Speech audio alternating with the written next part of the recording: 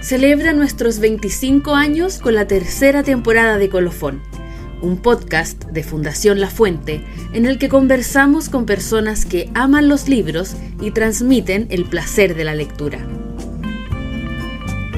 Hay otros espacios, hay otras personas, hay otras generaciones, redes sociales, que también es un fomento lector. Hola, les doy la bienvenida a un nuevo capítulo de esta tercera temporada de este podcast en el que conversamos con personas que de distintas maneras trabajan con el amor por la lectura. Soy Carolina Iglino y hoy me acompaña Mariana Ales, que también es periodista. ¿Eres periodista? Sí. ¿Cierto? Y ha dedicado gran parte de su carrera profesional a la difusión editorial. Bienvenida acá a la biblioteca de la Fundación La Fuente. Muchas gracias, Carolina, muchas gracias a todo el equipo de la Fundación La Fuente. Me siento muy honrada de estar acá, como un sueño, sí. Este año cumple 25 años. Imagínate, la Fundación qué hermoso. La Fuente. Felicitaciones. Cuéntame, ¿cómo ha estado tu semana? Y aprovechar, ¿cómo es una semana normal para ti? Bueno, mi semana ha estado buena, son sorpresivas, la verdad. A pesar de que yo trabajo de manera independiente, trabajo con editoriales, trabajo con autores y haciendo difusión. O sea, trabajo mucho en contacto con medios, con periodistas. Siempre es sorpresivo, a pesar de que tengo organizado, ya esta semana sale tal comunicado de tal libro y en fin.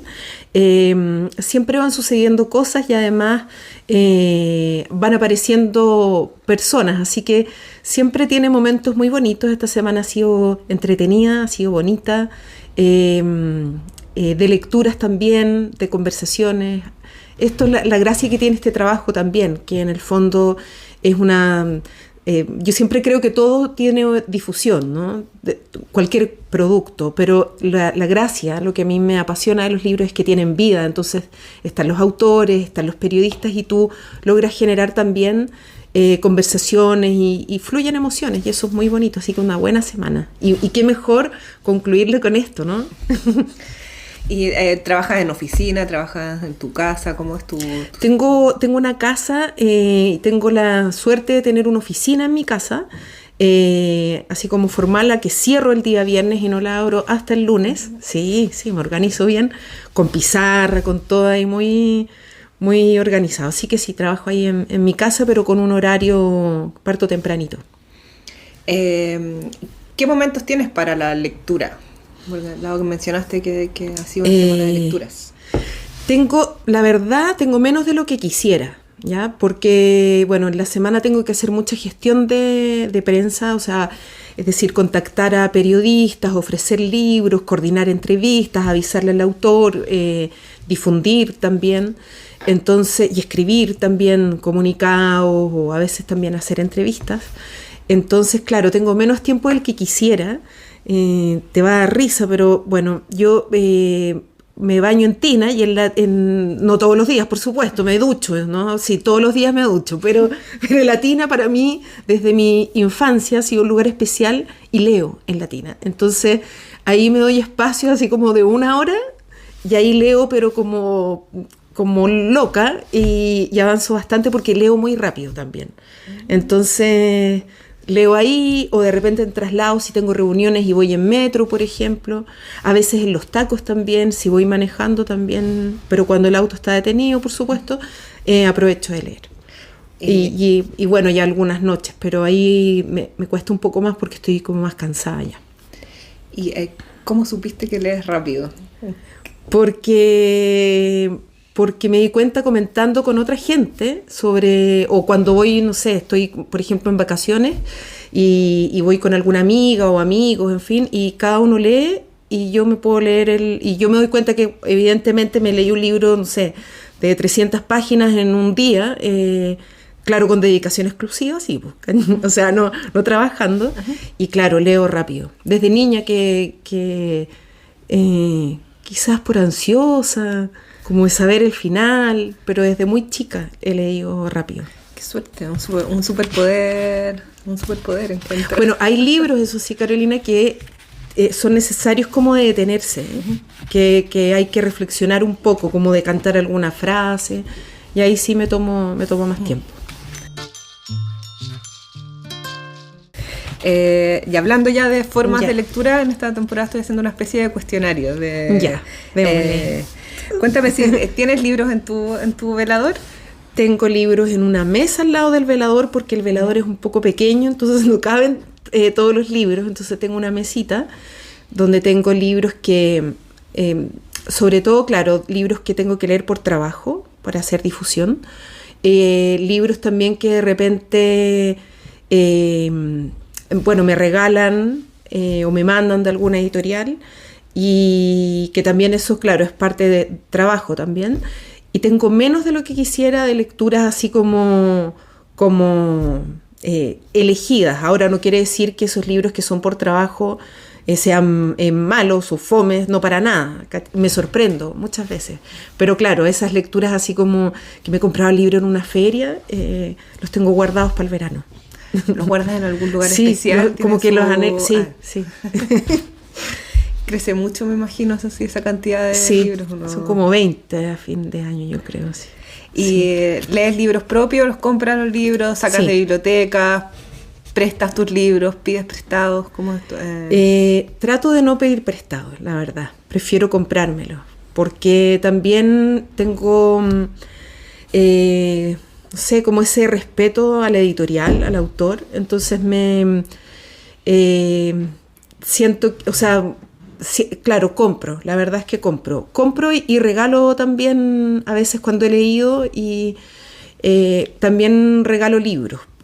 La verdad, presto poco porque tú sabes, pues uno presta, después uno se olvida y a quién, ya. Igual le pongo un timbre con mi nombre a varias páginas, pero prefiero regalarlo. Prefiero regalarlo si siento que a una persona le interesa mucho ese libro o hay algo que le pueda servir de ese libro, lo regalo. Hay libros que no regalaría, eso sí, por supuesto. ¿Cómo es tu timbre? ¿Tiene algo especial?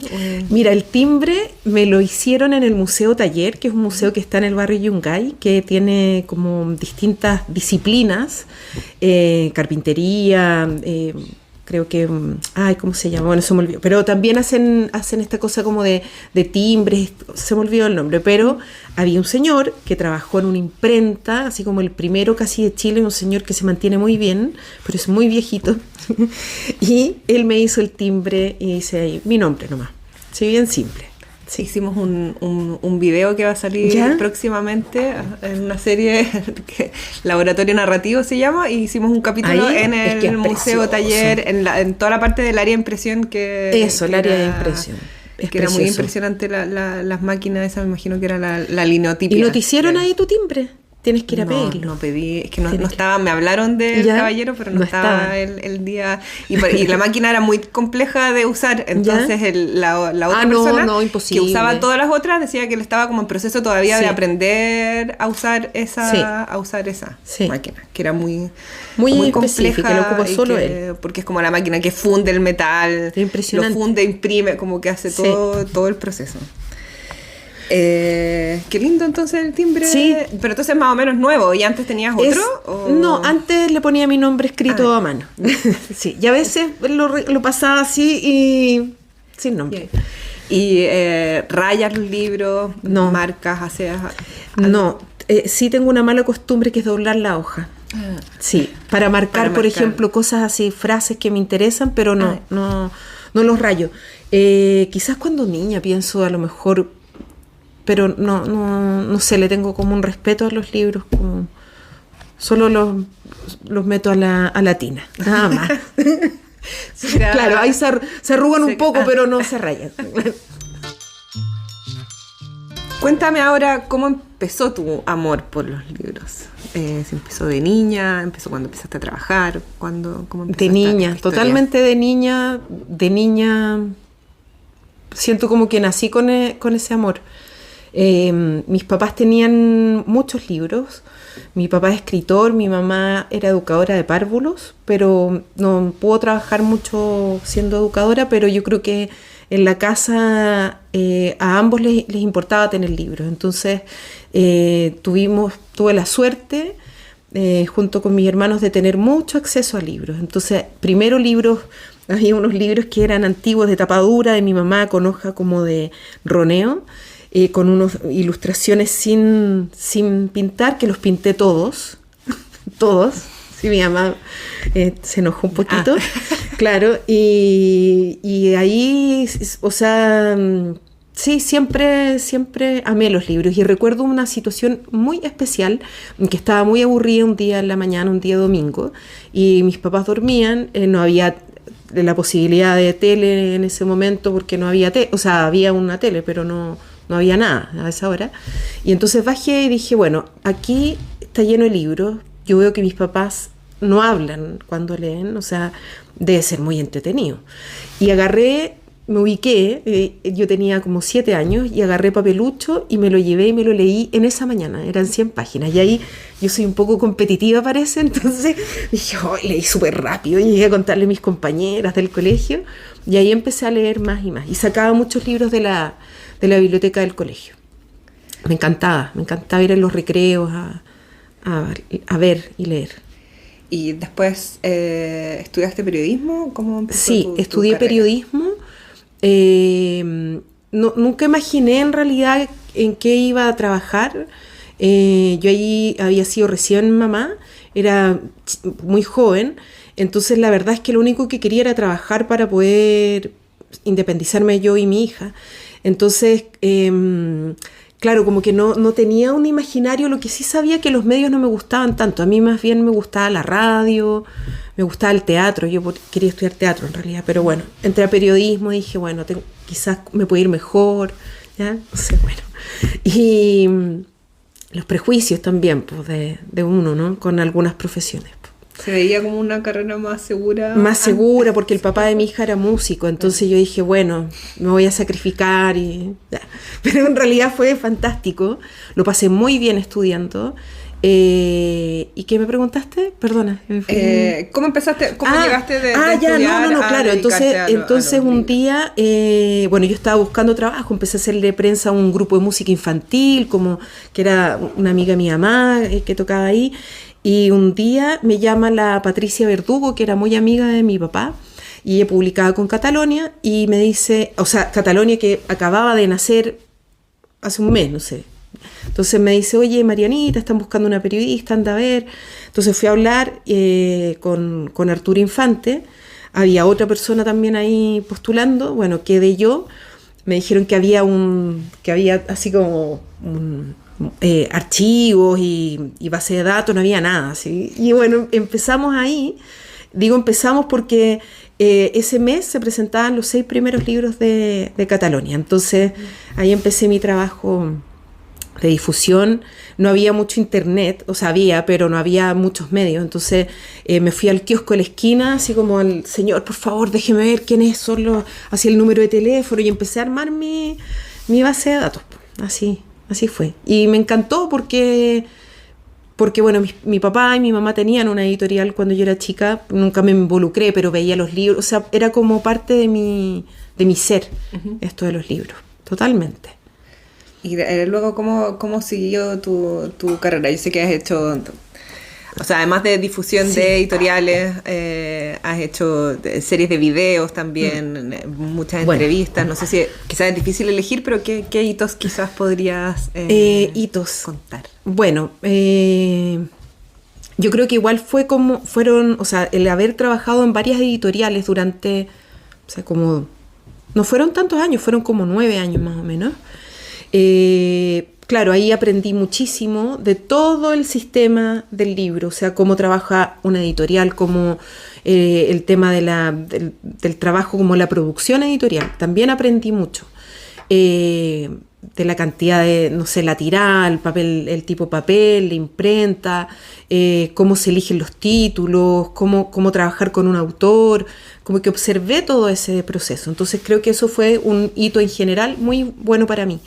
Y luego otra cosa importante fue el trabajo con Chilevisión, que fue este trabajo de conseguir los derechos de Inés del Alma Mía para hacer la serie. Y que yo, claro, ahí firmé un contrato con Chilevisión, entonces estuve desde el día 1, no me podían sacar hasta, aunque cambiaran de director, de lo que fuera, yo quedé hasta el día que se emite la serie. Y eso fue súper bonito, aparece mi nombre al final, la última, ¿sí? Lo que nadie ve, pero estoy yo. Y entonces, claro, eso para mí fue bonito, conocer a Carmen Balcells. Ella no era una mujer fácil, pero siento que fue generosa conmigo, que fue especial. Y eso también ahí seguí teniendo relación con el hijo, que hicimos como, tratamos de hacer otras cosas. Bueno, eso te diría que fue muy importante para mí. Y ahora el haber creado mi propia agencia, que primero la creé con una amiga, mi amiga después murió, pero aprendí mucho de ella también. Y me impulsó también esa alianza que hicimos juntas como independientes para seguir en esto. Entonces,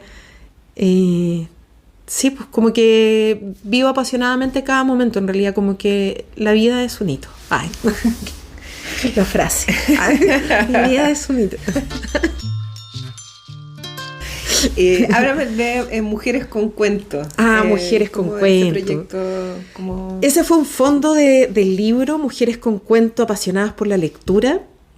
Tuve una amiga ahí que me asusó, así me dijo, pero métete, pero postula. A mí me da una lata terrible postular porque la cosa más como burocrática y llenar papeles y qué sé yo, como que me da un poco de lata, pero lo hice.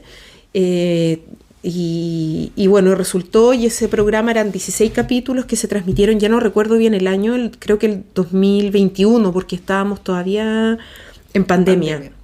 Entonces fueron 16 programas a mujeres del mundo del libro, de todo el ecosistema, editoras, gestoras, periodistas, escritoras. Fue como muy amplio y culminé con la entrevista a Isabel Allende, que la hicimos por Zoom y que justo tiembla pero súper fuerte, y te juro que así yo como que aquí no ha pasado nada. Yo veía en la pantalla el mueble de atrás que tenía con vidrio que se va a caer, pero bueno, muy, muy bonito ese programa. Me gustó mucho hacerlo porque además mi idea era que este programa pueda servir como un reservorio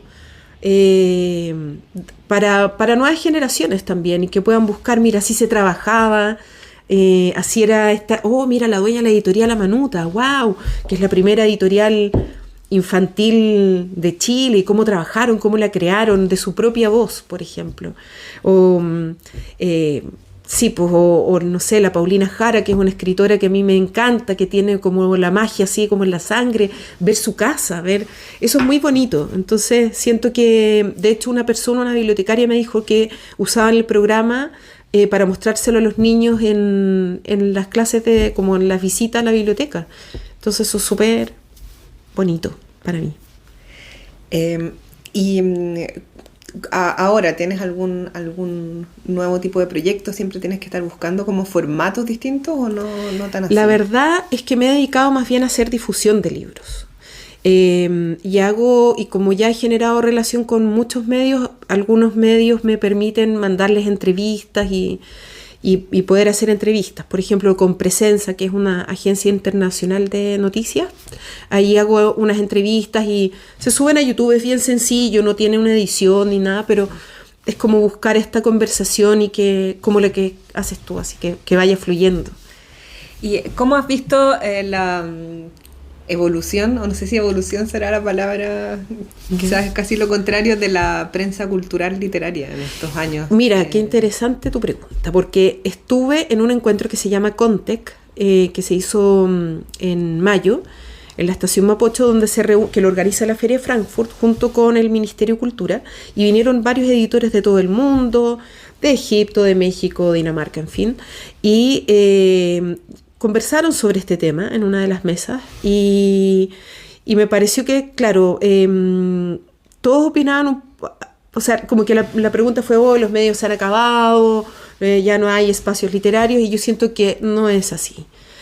Si no, no tendría trabajo yo, si no estaría súper mal. Sí. Y al contrario, hay espacio. Lo que pasa es que, claro, efectivamente va mutando, y esto ha mutado no solo en Chile, ha mutado en el mundo. Hay menos diarios impresos, estos conglomerados han tenido, algunos han perdido, otros han tenido que armar espacios, abrirse, y efectivamente, claro, si hay alguien que solo lee, no sé, los 2 diarios más grandes de Chile en papel, bueno, se pierde bastante. Efectivamente, claro, hay menos espacio para los libros, como antes había una revista de libros con muchas páginas, pero ahora hay otros espacios, hay otras personas, hay otras generaciones, está el sistema de redes sociales, que también es un fomento lector, quizás, claro, es más rápido, pero los tiempos como de la vida cotidiana también han cambiado. O sea, antes un periodista que hacía nuestro trabajo tenía que llamar por teléfono al periodista al diario a ver si lograba hablar con él, ir a visitarlo, llevarle el libro en la mano. Ahora tú puedes mandar todo de manera electrónica, entonces todo mucho más rápido. Yo creo que me parece fantástico que haya booktagrammers, tiktogrammers, tiktobookers, no sé cómo se llamarán, pero hay que estar actualizándose y darle espacio a otros medios, a otras formas. Y tú misma, ¿dónde te informas de qué leer? Me informo, bueno, yo creo que a través de muchos escritores, a través de lo que van publicando las editoriales también. Veo muchas redes, o sea, también me meto a redes, digámoslo, sí. Así como de repente que te quedas pegado mirando, sí. Pero a mí me parece mucha temática de libros, entonces me entero mucho por ahí, y en conversaciones también, que eso es súper necesario. Y me gusta mucho ir a librerías, pero es como un peligro para mí porque siempre compro, entonces a veces trato como de no entrar, pero sí, ahí. Y volviendo a lo anterior, ¿el diagnóstico de los otros países era similar al que tenían acá? ¿También sí. ¿Era como negativo o lo veían de la forma en la que tú te digo yo, la pregunta como positiva? La pregunta fue enfocada, yo siento, como negativamente. Hoy no hay medios, ¿cómo lo hacen ustedes para difundir? Y los editores, me acuerdo creo que el alemán dijo: no, es que ha cambiado, pero no es que nos cueste más difundir, hay que tomar otras acciones, yo siento que para ser editor, para trabajar, bueno, debe pasar lo mismo en otras profesiones, pero para ser editor y para trabajar en esto, tú tienes que estar oliendo lo que se viene. Entonces, hay otros medios, hay otros espacios, hay otra gente. Ábrete un poco, no siempre estés como con el mismo, como insistiendo al mismo medio, ¿te fijas? O sea, bacán, por ejemplo, el Mercurio. Pero claro, el espacio que tiene la persona que hace crítica del Mercurio es súper poco. Si hace cada 2 semanas, o sea, hace crítica cada 2 semanas, es difícil que justo tu libro. Entonces también ábrete a otros espacios. Hay poca gente que hace crítica, pero sí hay gente que hace crítica. Yo he encontrado mucha gente que hace crítica. Gente que... mediadores de lectura, y por qué no proponerles, oye, T3 y haz esto, ya, y vamos haciendo alianzas. Así que la gente de afuera opinaba similar, también hacer más encuentros, por ejemplo, en librerías, decía él, por ejemplo, reforzar estos encuentros en redes sociales también, para acercar a otro público. ¿Y cómo has visto el mundo editorial en cuanto a las editoriales? Tú empezaste trabajando cuando Catalonia estaba naciendo, sí. Y ahora el mundo de las editoriales, sí, independientes en Chile ha cambiado un montón, sí. En ¿cómo has visto tú ese cambio? Ha sido bonito y ha sido como bien rápido. No sé si el tiempo, a medida que uno crece, pasa tan rápido, pero me encanta, me gusta mucho, porque claro, estaban las editoriales como LOM, Pehuen, Cuarto Propio, por supuesto, y las transnacionales, ¿no es cierto? pero es maravilloso ver cómo van apareciendo otras editoriales y es muy, quiero dejar de decir bonito, pero a ver, es muy interesante o es muy motivante que aparezcan editoriales con este sello de independencia, que es como de repente discutible este término editoriales independientes. ¿Independientes de qué? Entonces es independiente también en contenido. Hay muchas que se atreven y que publican libros que no son comerciales, que no son así como, wow, van a vender pero a morir. Entonces están metiendo otros temas, se atreven y eso me parece muy fresco, muy positivo también y me hace como ilusión porque a veces uno se desgana viendo como el uso del lenguaje o gente que lee tan poco, que también me toca verlo. Gente que dice, nunca he tomado un libro en mi vida, o qué lata, así como... Y ves esto otro y es fantástico. Esto va a seguir, los libros no van a morir. Cuéntame eso que decías antes de que empezáramos a grabar, que tenías un juego en la biblioteca en la que trabajabas. Ya, la bibliomancia. Claro, cuando trabajaba en Random House, en la cocina, había un librero similar al que está acá. Y entonces yo le decía a mis compañeros de trabajo, sobre todo los viernes, que es el día que uno así como que tienes planes. Entonces le decía, ya, haz una pregunta y el libro, el título nos daba la respuesta y a veces abrir la página. Y lo empecé a incorporar en mi vida y he tenido como diálogos, la loca de los libros, pero diálogos con esto, además que los libros son mundos, son mundos nuevos, entonces también te puedes sorprender. Pero ¿sí? A veces era con los títulos. Con los títulos o con los títulos y con la contraportada. Y a veces hay una palabra así clave. No, fantástico. Y lo hice en Frankfurt, cuando fui a la feria de Frankfurt. Había un stand de Random que ya estaba terminando la feria y dijeron, estamos regalando libros. ¡Ay! Partí yo así como... Y le dije a la señorita, porque vi varios, y me dijo, no, solo uno. Y dije, ya. Te voy a hacer un regalo. Mira, haz una pregunta. Oye, fue impresionante porque no lo dijo en voz alta, pero a su marido lo habían asesinado hace poco. No, perdón, se había suicidado hace poco. Y saqué un libro donde salía una pistola en la portada y el texto de contra decía, no me di cuenta que había muerto hasta que me vi desde arriba. Y era como una historia de un tipo, era muy brutal. Esta mujer se puso a llorar y ahí yo dije, esto es como pasan cosas, esta conexión. Así que, sí. Y a ver si lo después. Después el consejo del libro, porque yo fui con la gente de ProChile, el consejo, les conté y me decían, vamos a tener que hacer un fondo de bibliomancia para viajar. Bueno, y siempre a los entrevistados les pido que traigan libros que hayan sido significativos en su vida como lectores o en su vida, en su trayectoria profesional. Entonces, cuéntame qué bueno, hay muchos libros, la verdad, de adulta yo siento que son muchos, entonces no podía traerlos todos, pero elegí los que me marcaron en mi infancia, que es cuando ahí nació mi amor por la lectura. El primero es La Porota, de Hernán del Solar, que me encantó, y sabes que lo volví a leer ahora y dije, Dios mío, wow, porque claro, tiene cosas que a lo mejor ahora como que los padres no, o sea, tiene cosas como de miedo. Uh-huh. Bueno, que también hay libros ahora como de terror para niños, en fin, pero me gustó mucho, no solo me agarró como el gusto para leer, sino que también esto de los sueños, de que Porota es una niña que habla con su muñeca y viaja al mundo de los muñecos de trapo en la noche y los salva de los vampiros de trapo, en fin, toda una historia. Sí, este libro a mí me gustó mucho, me abrió como los sentidos de muchas formas. ¿Y te acuerdas de cómo fue cuando lo leí en el colegio?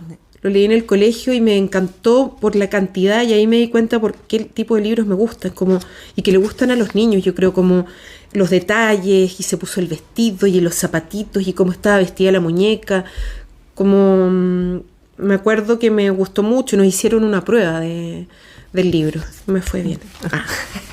saqué un 7.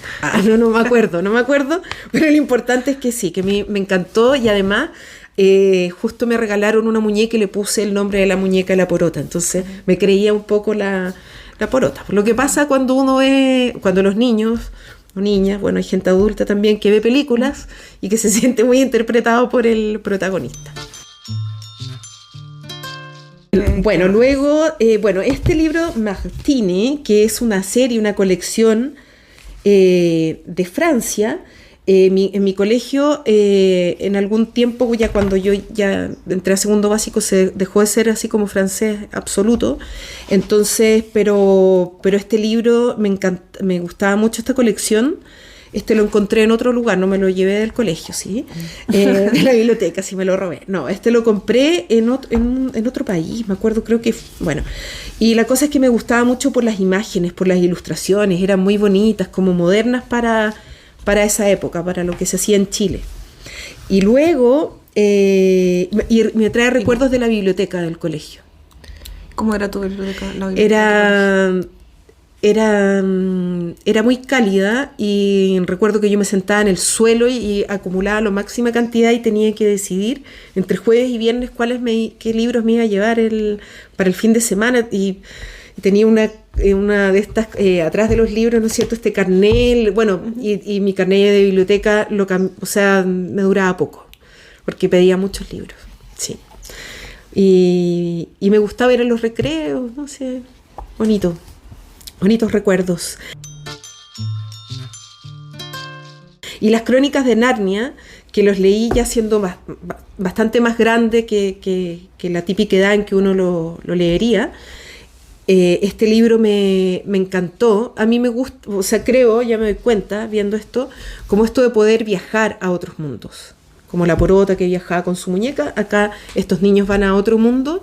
Me acuerdo que en séptimo básico nos permitieron en castellano, que se llamaba castellano, dar la prueba de un libro que uno quisiera, o sea, como escribir un ensayo. Yo le dije a la profesora que quería hacer de las Crónicas de Narnia, y me dijo, no, pero eso es para niños chicos, me dijo, tú ya tienes 13 años, no puedes estar haciendo la prueba de esto, y le dije, pero déjeme hacerla y hago un ensayo sobre el tema. Y ahí me saqué un 7, me acuerdo. Me acuerdo.